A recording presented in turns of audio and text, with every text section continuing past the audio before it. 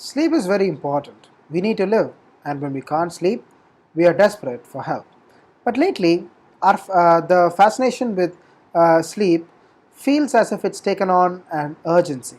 If you do a quick internet search for sleep, you will find a slew of articles about how to make your sleep perfect. New gadgets, fancy alarm clocks, stay away from the blue light. There are lots of services, products, and advice columns that tells us we're sleeping wrong, not enough, not no quality sleep, wrong positions. Even worse, you might find a scary message claiming that if you're sleeping right your whole life is going to be shorter. You're going to get all kinds of diseases. One of the biggest worries we have about our sleep is that we're not getting enough sleep, and that anything less than 7 hours a night means that we're doomed to bad health.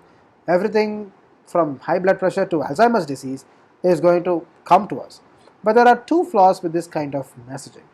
The first flaw is that it's not completely accurate. 7 to 8 hours of sleep, while recommended for adults, is just an average.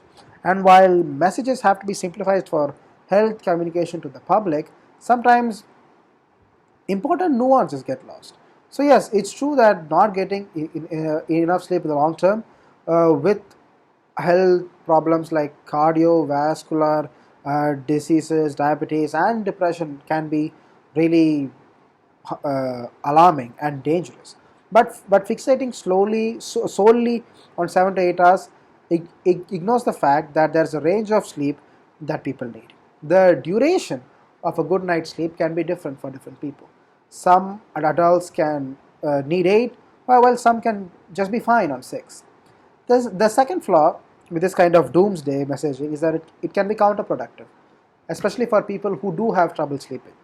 For instance, in 2019, it was estimated that 21% of adults in the US were wearing sleep tracking devices, and that number is probably growing. And we can get it. Like, it's fascinating to see how much sleep you've got each night.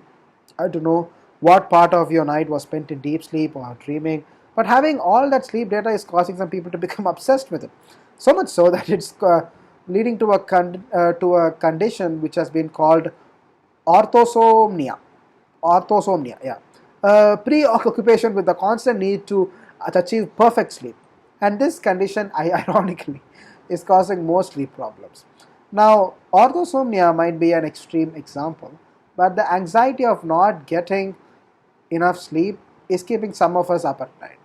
So, here's what the experts are saying: stop fixating on the number because that can lead to unrealistic expectations of sleep. But according to a psychologist, the basic questions you should ask yourself is: do I feel reasonably well during the day?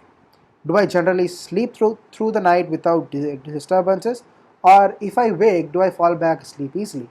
Can I stay awake throughout the day without involuntarily falling asleep?